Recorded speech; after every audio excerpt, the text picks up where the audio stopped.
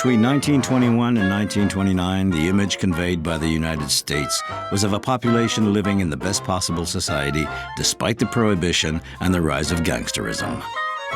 The industrial growth of the main economic power had never been so strong before, unashamed even.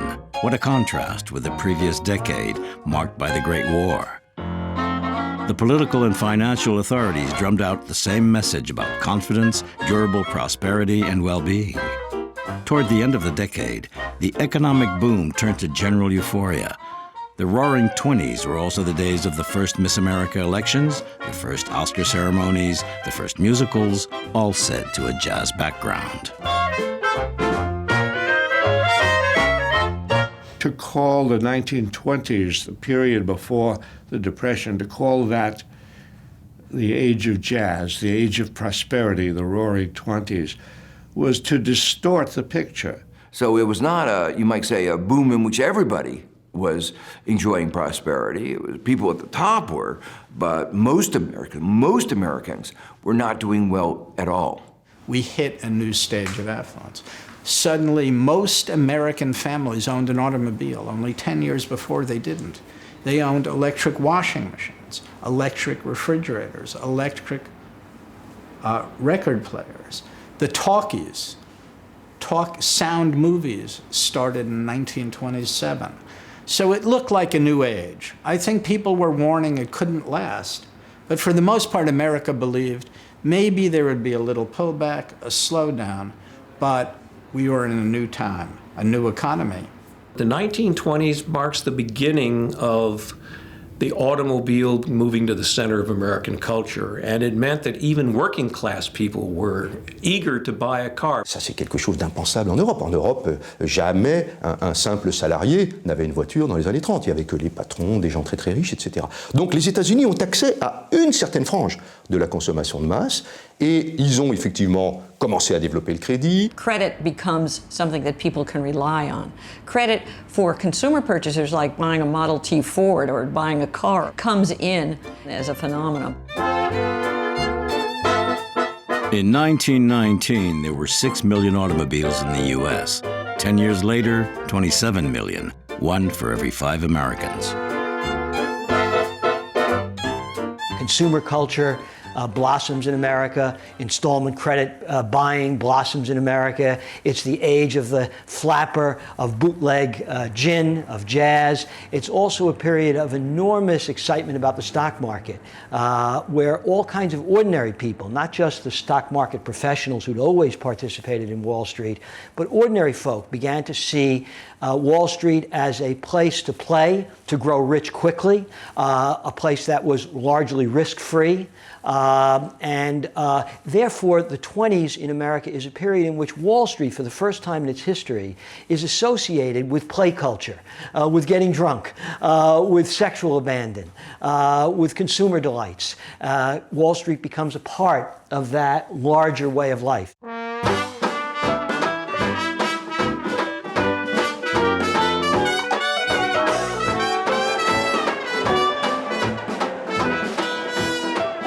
America discovered a passion for stock exchange dabbling. In 5 years, stock market prices were multiplied by 4. The Dow Jones Index went from 100 to nearly 400. Such a rise seems incomprehensibly enormous in view of the actual economic situation. Dazzled and fascinated by the promise of easy money on the New York Stock Exchange, or Wall Street as it is known, Americans turned out their pockets. In 1929, $2 billion were invested on the stock market.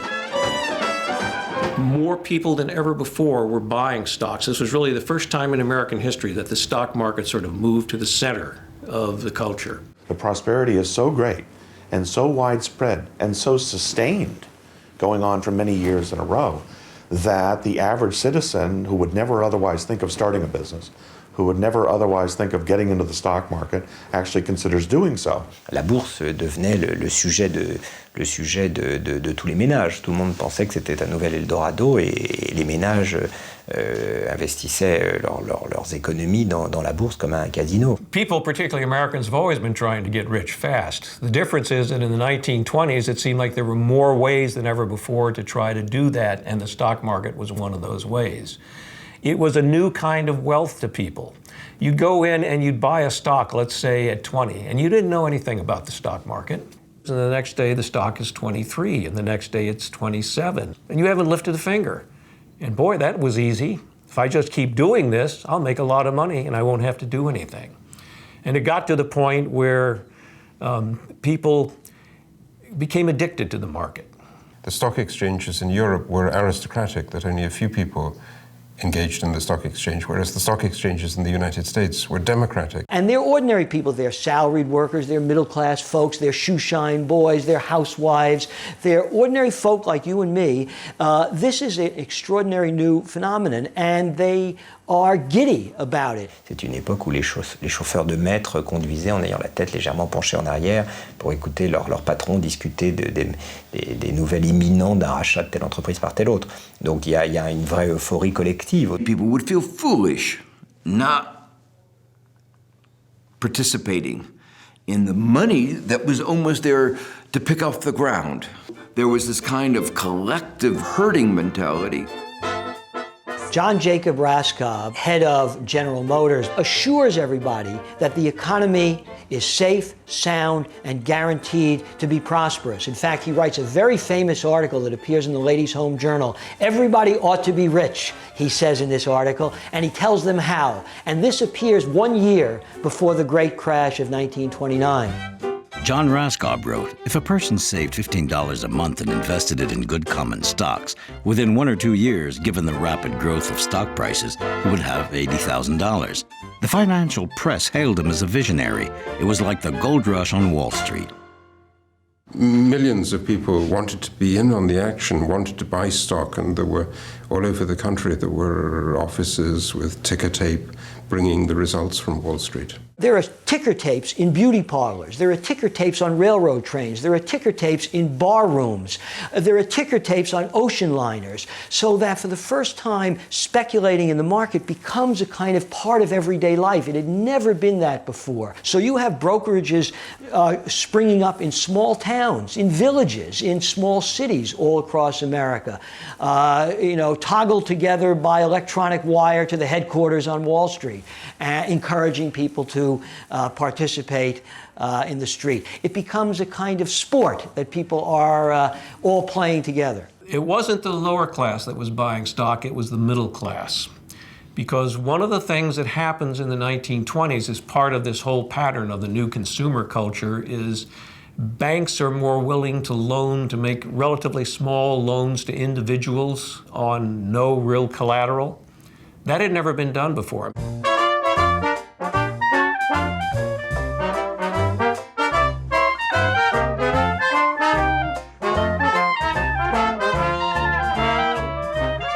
One American in 3 entrusted his savings to the magicians on Wall Street, especially as it wasn't even necessary to have the available capital. The stockbrokers gave credit, and the banks loaned cash and made their capital work. The brokers pocketed tidy commissions, and everybody made a fortune. People bought today to sell the next day. Investment companies multiplied and prospered. A new firm was set up every day.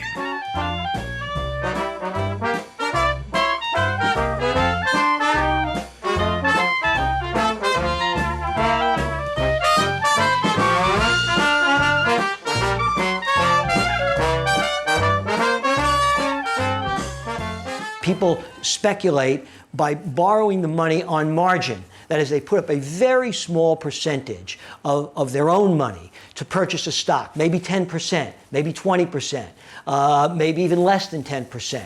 And credit is so available, and everybody is so super confident, overconfident that these speculations will pay off in the end, that people are taking enormous credit risks in investing in the market. As long as the price of the stock went up, your collateral in the loan was always covered, and it looked like the easiest thing in the world, and you get twice the bang for your buck.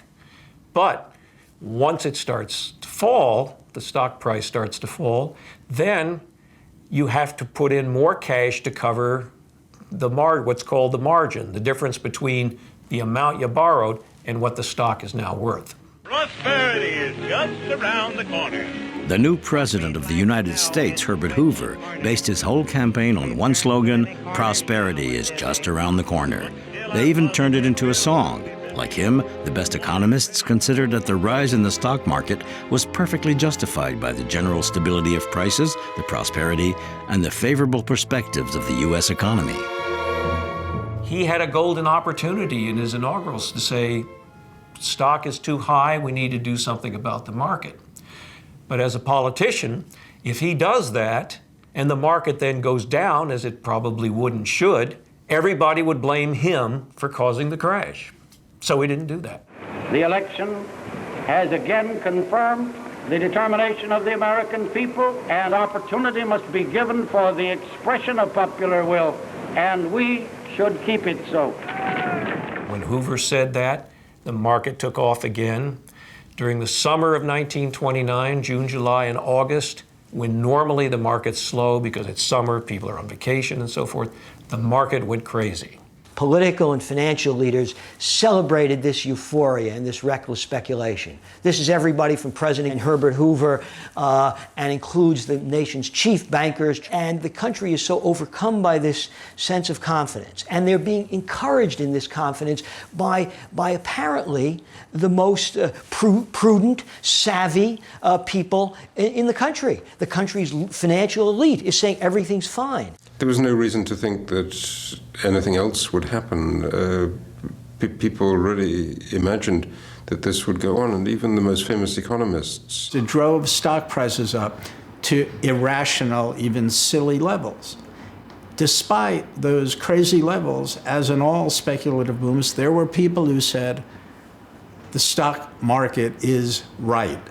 Those high levels are deserved. There's a Nobel Prize winner named Edward Prescott in the U.S. who argues that the stock market was not especially high in 1929. The best experts, the risk experts, saying, don't worry, it will never happen. And besides, you can diversify, and if it goes down in one place, it'll only be in one place, other places it won't.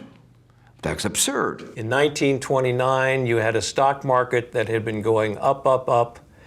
And as it kept going up, it sort of cut loose from its moorings, by which I mean instead of being based on real values of the underlying companies, it was a speculator's market in which people bought and sold stock thinking that if they bought it now, they could sell it later for more money.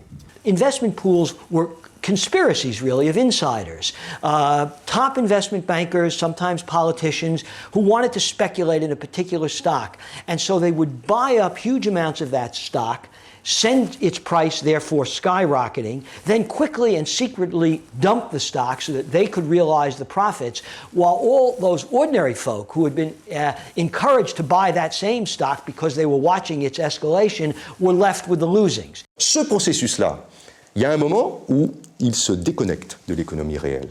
Et évidemment, on pourrait dire, attention, c'est déconnecté, ça va péter. Oui, mais c'est de l'intérêt de personne de dire ça. C'est-à-dire que les gens continuent, et les plus rationnels ici sont ceux qui se disent, je vais profiter de la montée des cours jusqu'à ce que ça s'inverse le plus tard possible, en quelque sorte. You can make more and more by taking bigger and bigger risks.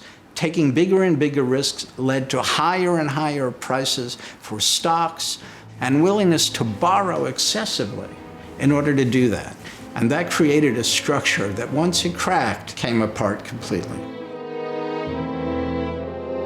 Suppose stock prices quadruple and go from 100 to 400, even over the course of a decade.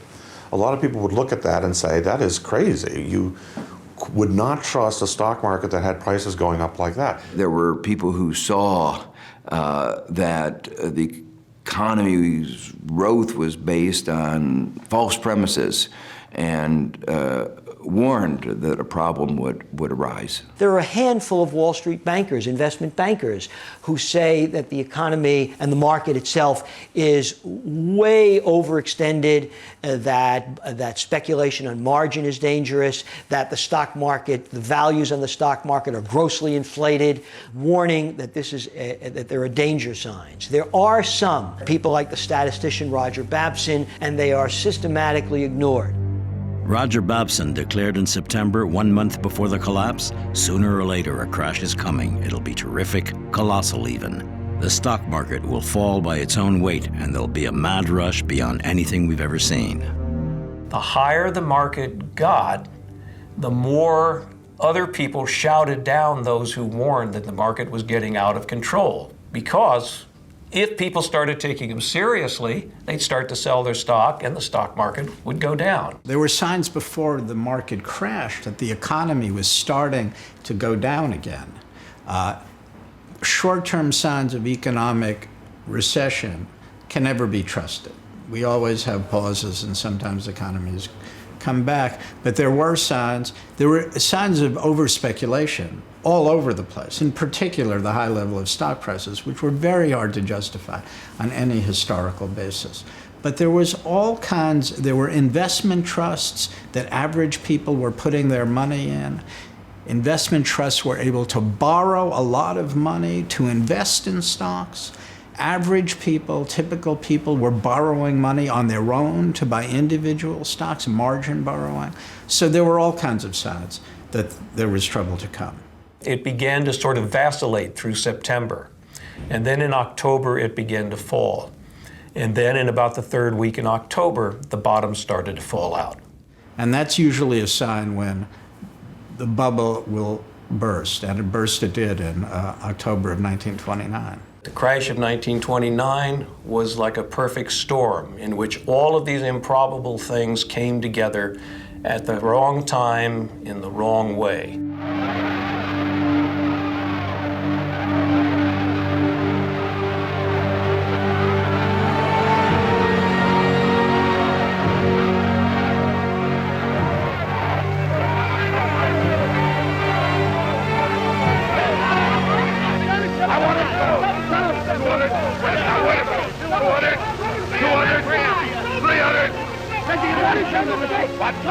And on Thursday, October 24th, Black Thursday, collective insanity put in an appearance.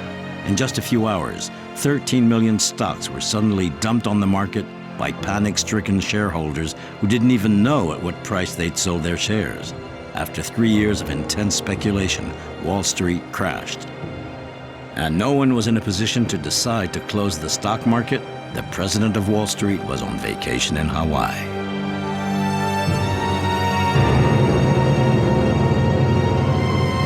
The speculative bubble burst, causing financial panic. Through a domino effect, the whole of the stock market collapsed. The cumulative losses amounted to $30 billion, 10 times the U.S. Federal Reserve budget, and more than the United States had spent during the whole of World War I. In 6 days, average prices went down 50% and kept falling. And what was even more unusual, the stock market crash carried on. Oh, the crash was inevitable. It was just a matter of time. It was inevitable. And then people realized that they had been assuming that prices would never fall, and that assumption was wrong.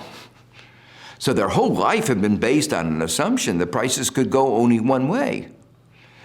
Of course, if they had read history, they would know that that was a stupid idea. They know that prices come up and prices come down.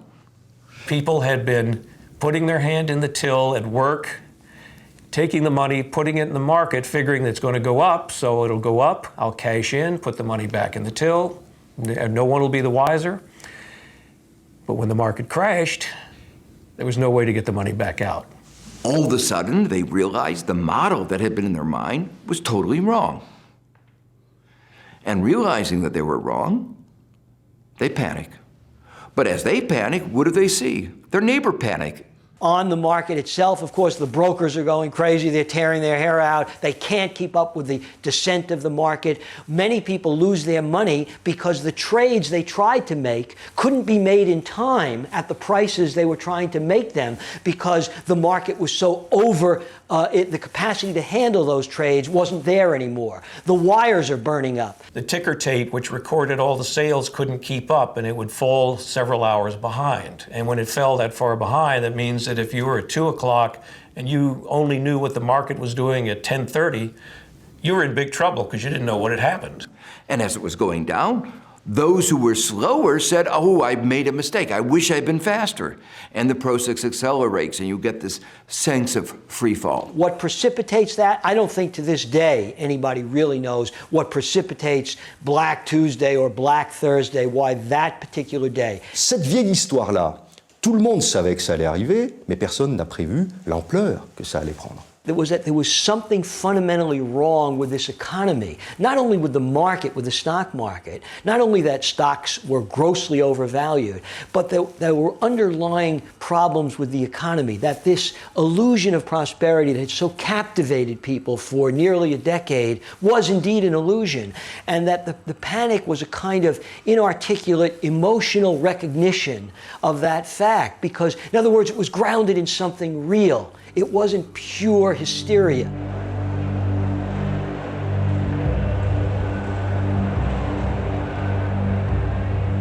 Inside, it's like a rail station at the start of the vacation, the Wall Street Journal wrote. A Niagara of liquidation. Men and women jostled each other to try to understand what was going on. These figures and letters were incomprehensible to a layman, but they spelled ruin. On the floor, there were thousands of discarded stock exchange orders. Like empty cartridges on a battlefield, wrote the New York Times. The Great Crash is supposed to have produced mass suicides on Wall Street and elsewhere. It became the object of a kind of gallows humor. There were cartoons about Wall Street bankers jumping out of windows and so on. It's a grossly exaggerated legend.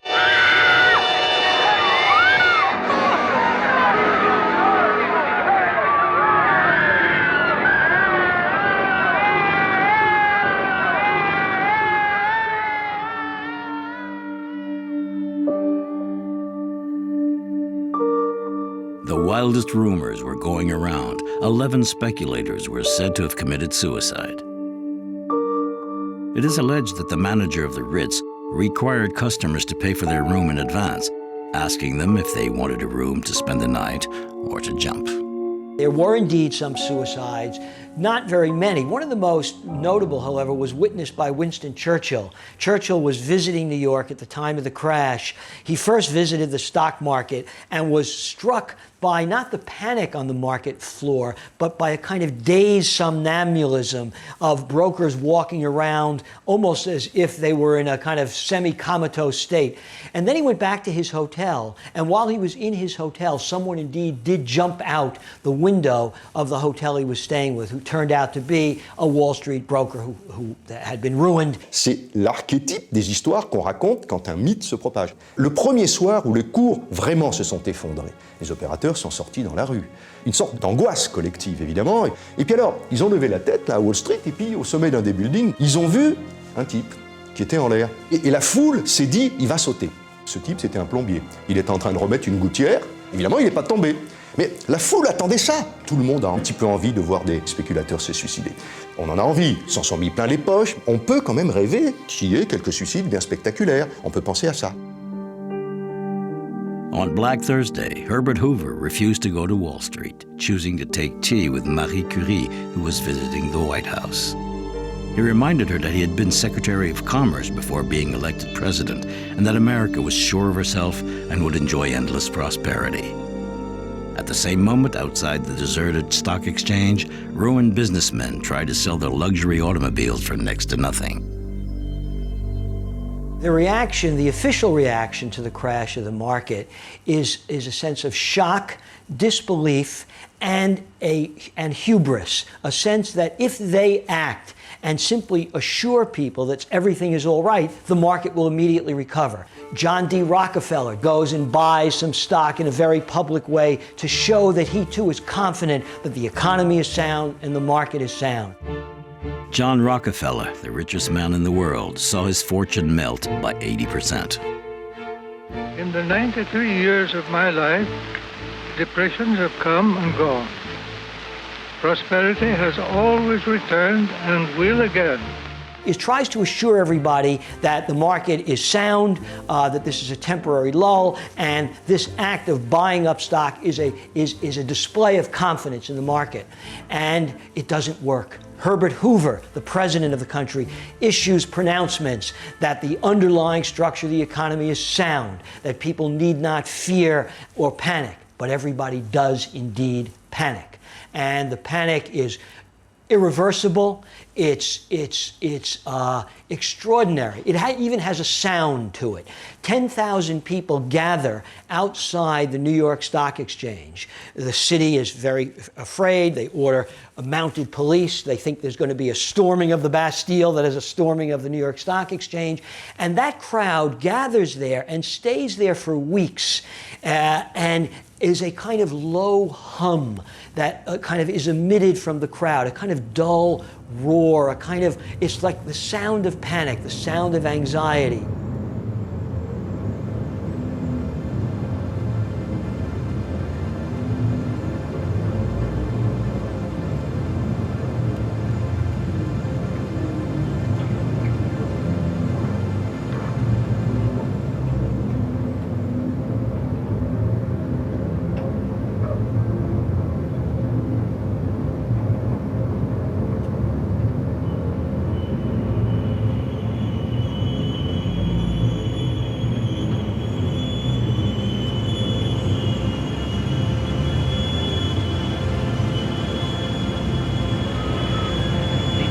Crowds which you see gathered outside the stock exchange are due to the greatest crash in the history of the New York Stock Exchange and market prices.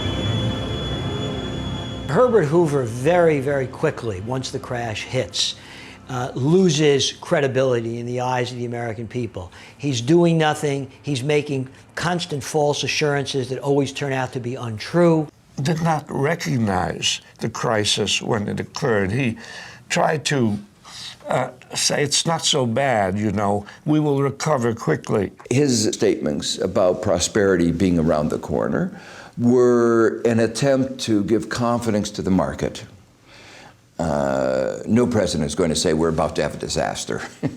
But because they were false promises, when the reality showed them to be inconsistent with what they had said, it actually discredited Hoover. The Congress and the president together could have appeared on the Capitol steps easily and said, we realize that what we're doing is destructive, but they didn't. And the president did not look back on the crash, apologize for having caused it, and express any regret for its policies. It's continued its policies as it had before. He himself, I think, is so stunned by what has happened, so confident that the market will recover. The Federal Reserve was saying that the stock market crash was no great deal, no great concern, nothing to worry about, and that it was not presaging any kind of economic downturn. Well, of course, that was a dead wrong assumption. The crash was not the event of one day. It really spread out across a week, and the fall went on for almost 3 weeks, from late October into middle November.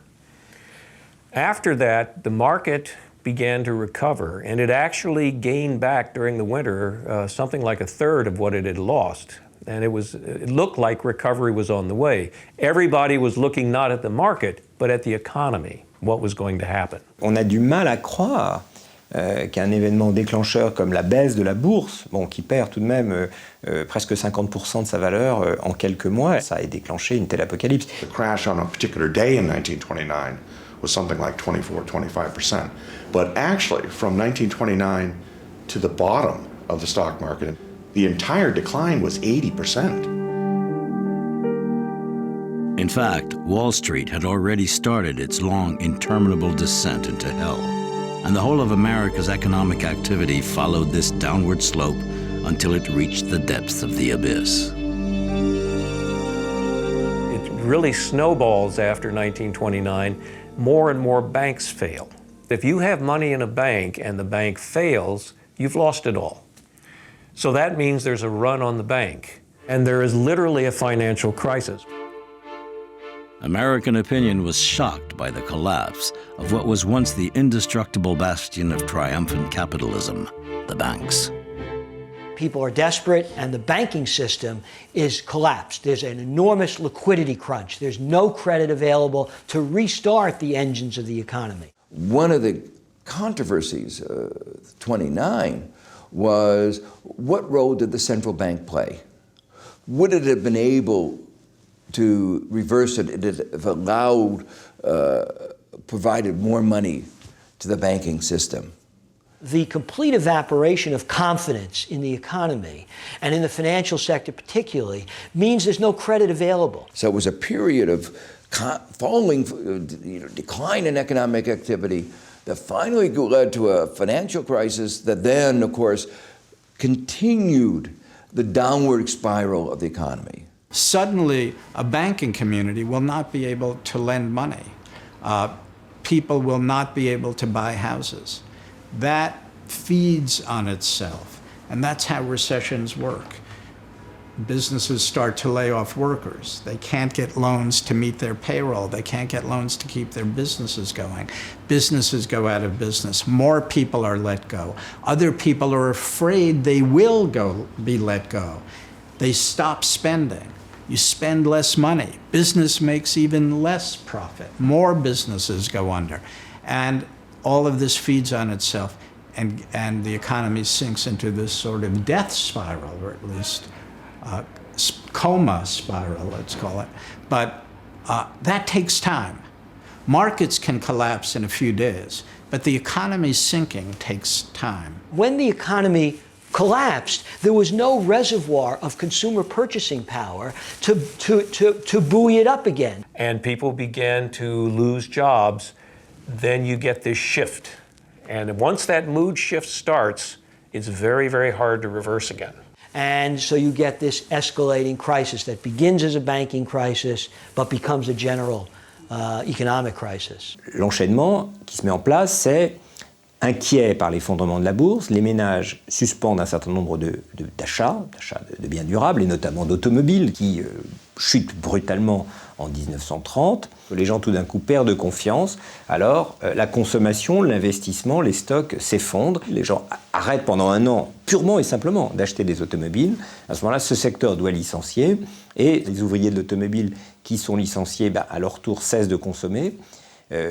En cessant de consommer, ils propagent la crise à d'autres secteurs qui à leur tour licencient, et en licenciant, on a un effondrement de la demande solvable. Plus personne n'est plus en mesure de consommer quoi que ce soit. People stop buying things.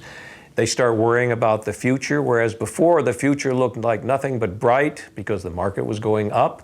They had money. But as soon as the market crashes and the underlying causes start to seep in, like the housing market. Dans les années 29, l'immobilier va jouer un rôle très important.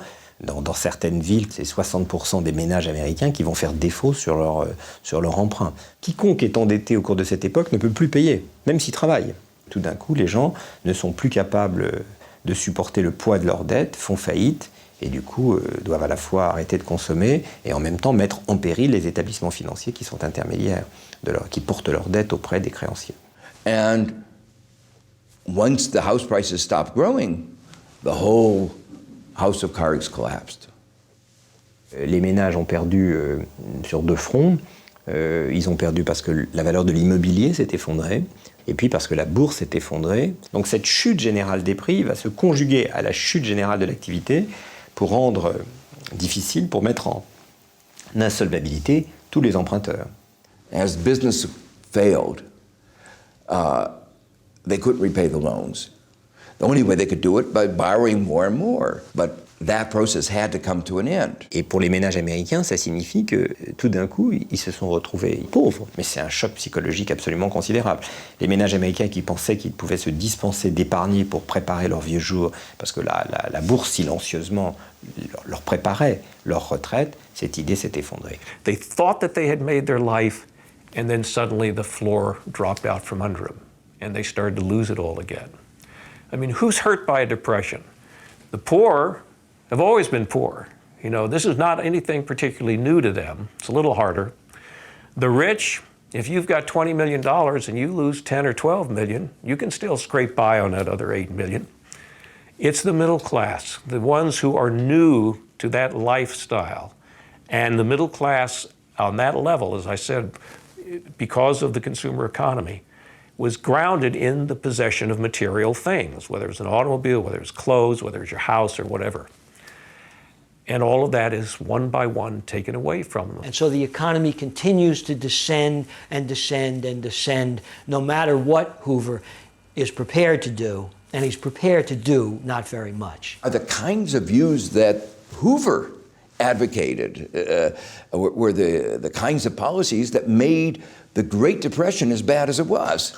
He refused to really have the kind of stimulus that the country needed. There was really a lack of comprehension of the depth of the problems and the appropriate policies to respond to it. The result of the World War and its aftermath. To boost the confidence of the financial world, Hoover decided to urgently repatriate to the U.S. capital loaned to Germany.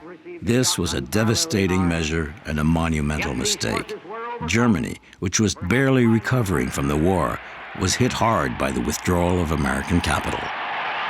The effect was simply to cut the flows of money that had previously, in the middle of the 1920s, moved from the United States to Europe and had fed an economic boom. World War I was not forgotten in 1929.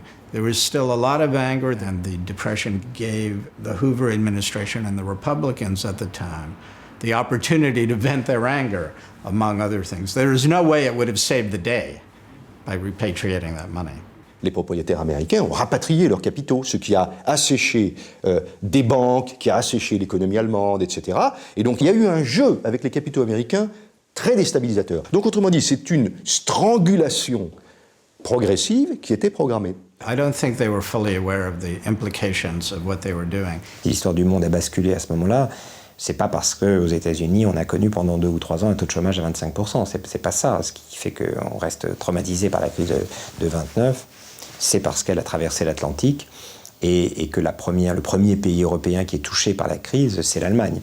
Et la raison pour laquelle l'Allemagne est la première touchée, c'est que la reconstruction allemande n'a pu être faite en Allemagne que par le financement de capitaux américains qui se sont immédiatement retirés au premier moment de la crise de 1929, retirant le tapis sous les pieds de l'Allemagne et la faisant basculer. The very first credit transfer spelled disaster for the German economy. The amount of the U.S. loans was staggering. The Reichsbank had to send 14 billion marks to the U.S. in gold and currency. Investors were ruined, the emptied banks were mobbed. The international financial system, the way it worked, clearly contributed to the spread of the crisis in Germany, and that led to contraction of the economy. So that was one of the factors that contributed to the downward spiral. What had been a local affair, that is a largely American affair, becomes a European-wide depression in a continent which itself has been suffering almost for the whole decade from a very weak economy. Not like the United States. Europe hadn't been booming during the 20s, but in fact was suffering all the consequences of a devastating World War I, only was beginning to rebuild its industry and its agricultural economy and so on. Germany had been in an economic mess all through the 1920s. Remember the horrendous mega inflation of the 1920s just about wiped out the German middle class in the 1920s. And a lot of that was the spillover from the horrible terms of the Versailles Treaty. Those debts, war reparation debts and war loan debts, hang over the economy, depressing it further until finally the depression spreads from the United States to Europe. Les capitaux américains, l'Allemagne en avait besoin, parce que pour financer justement les réparations dont une partie ont été payées, eh bien l'Allemagne s'est endettée. And when you look at the German deal, that what Germany got vis-a-vis France, and what France did to Germany in that period, and what the UK along with France did, and what the US allowed to happen to Germany, we hurt Germany in a way that damaged stable democracy, of course. Et la France a tout fait pour favoriser l'extrême droite. On est parti de l'idée, puisque l'économie allemande va mal, c'est que c'est bénéficiaire pour la France. Et ça, c'était faux. Il y a eu en fait un processus dans lequel, à mon avis, les Français se sont révélés aveuglés par leur désir de revanche et il fait l'erreur colossale. Et évidemment, la crise est arrivée là-dessus. La crise n'a rien arrangé. C'est une république qui recommence à exister, à respirer. Et c'est 1929 qui a cassé cette dynamique, qui a immédiatement, sur un corps fragilisé par les crises antérieures, rouvert la plaie. Alors pour moi, il n'y a pas de doute possible que c'est la crise de 1929 qui a provoqué cette montée aux extrêmes. Et la crise est venue frapper un corps malade, fatigué, qui n'a trouvé d'issue que dans le nazisme.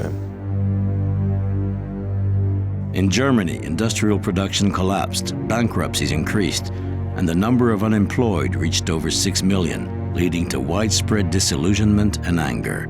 Hunger marches were held in several cities, and soup kitchens sprang up once again.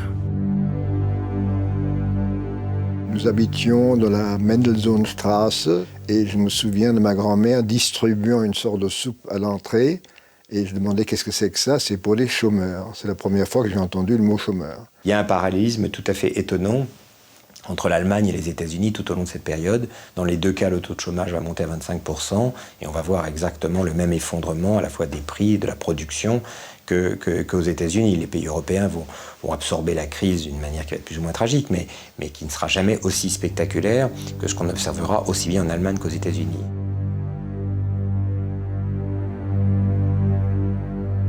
In the United States, the shockwave of the stock exchange collapse had not subsided before the effects of the terrible, irreversible spiral of recession began to be felt. American industrial production dropped by half. Thousands of families had to rely on the soup kitchen for food. The economy did not recover, and by June, because spring was usually the big month for when the economy begins to perk up for the coming season, didn't happen. And as a result, the bottom just sort of fell out of the market again, and the country drifted along until about October. And it's not until really about October of 30 that the country begins to fall into a depression.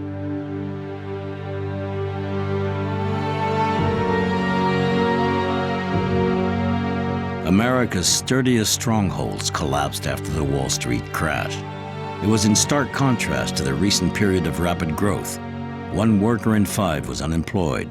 The population seemed anesthetized. In New York, where every month 17,000 families were put on the streets, hundreds of thousands of unemployed, including many white-collar workers, struggled to survive, trudging through the cold for hours just to get a bowl of soup and a piece of bread. The government has no safety programs, no safety net welfare programs. There is no unemployment insurance. So as people lose jobs and they're thrown on the streets, they have nowhere to go but to private charities. And those private charities are just completely overwhelmed.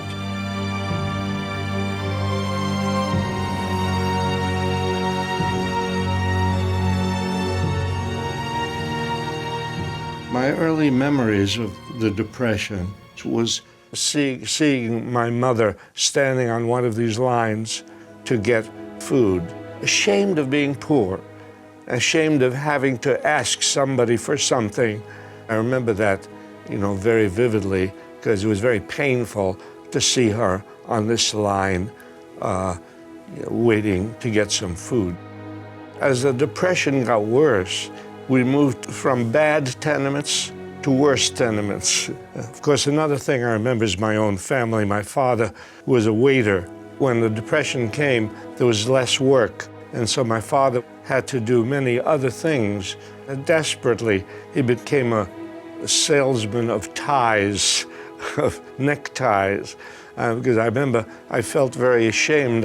Walking past down the street to school, and there was my father selling ties on the street, and to this day, I'm ashamed of my own reaction.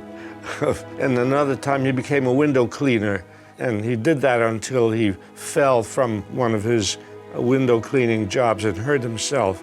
And I remember my father doing some cleaning streets or something like that. And that's part of the awful tragedy of the Depression.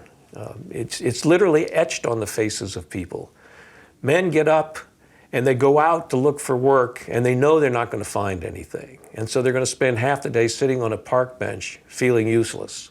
It was a reality that it was very difficult to escape from. I think you couldn't go anywhere without seeing the signs of depression. You couldn't go anywhere without seeing the boarded up stores, the factories that were not working, the people standing on the street. In the early phases of the Depression, many men, for instance, still dressed up as if they were going to work because they didn't want to tell their families. They were too embarrassed to tell their families that they were unemployed, but then they would stand around in their work clothing all day in the street to be away from home, to be somewhere else.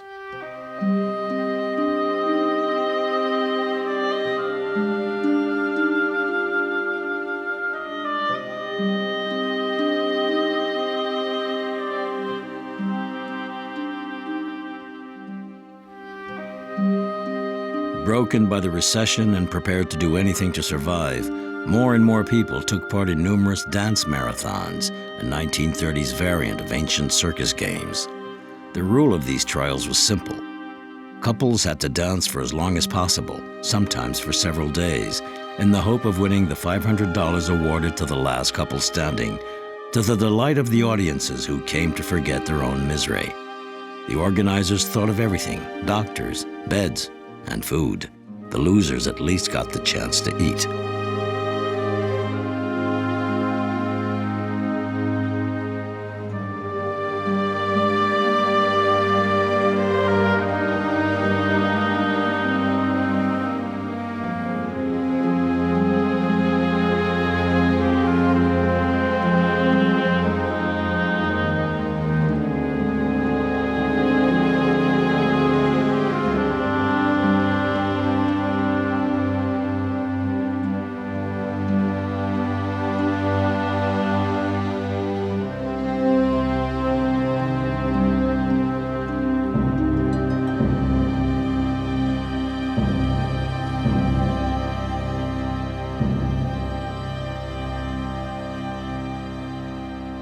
That's one of the things that I remember.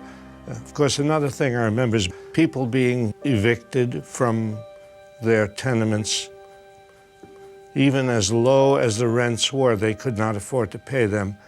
And so the police would come, they'd take their furniture and put them out on the street. And I remember as a little boy going by these scenes of furniture out on the streets, and you might see the mother crying, weeping, because it was not only that they had lost their home, but it was psychologically humiliating for them to have all of their possessions in full view of everybody, and for everybody to know that they could not pay their rent.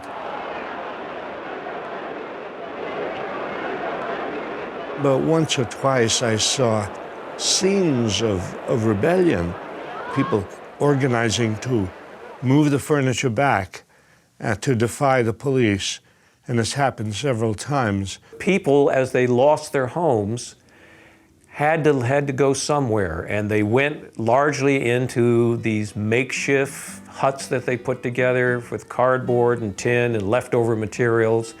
They slept in caves in Central Park. There are tent cities all over America of homeless people that are called Hoovervilles in mocking disdain for what Hoover has visited upon the country. Central Park in New York City had a number of Hoovervilles, and Hoovervilles were for a number of years, the shame of our society. Once I lived the life of a millionaire, spending my money, Lord, I didn't care. I carried my friends out for a mighty good time, buying bootleg liquor, champagne and wine. Then I begun to fall so low. Didn't have no money and no place to go. If I get my hands on a dollar again, I'm gonna hold on to it till the eagle grins, because nobody knows you when you're down and out. In your pockets, not one penny, and your friends you have not any. But when